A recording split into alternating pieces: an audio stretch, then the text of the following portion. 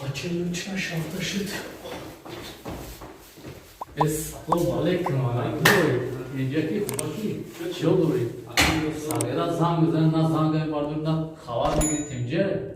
دینا زنگ زدم میاد. جوی دیوونه افتادی میگی سالا جو بس کتی که رفتی؟ اگه فکری جوی تنگ بود که روسیگا بشه باشه نه بارشی بهتی چوتا دیگه خیلی دارم جو. گوش کن دوستان. قطعی شما گشتم از خدا و رسول دور شدم به نماز شدم به رحمت.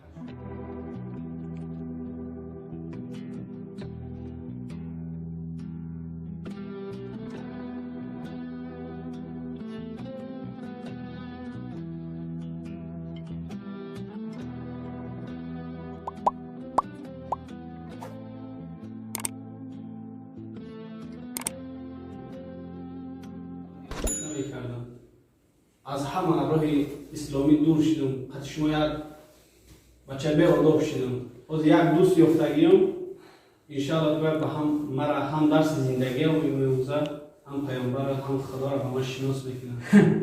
کی بوده اون دوستی ترکه؟ شناس کنم شناس میکنم شاید که انشاءالله ترام دوست شدی انا بعد این دوستی من هم مرا روز قیامت هم آباد میکنه هم مرا درس زندگی هم میموزه حتی هم شما بودن نبودنش بهتره دوست ما یافت اومد دیگه قطع شما دوست نیستم الله هدایت کنم.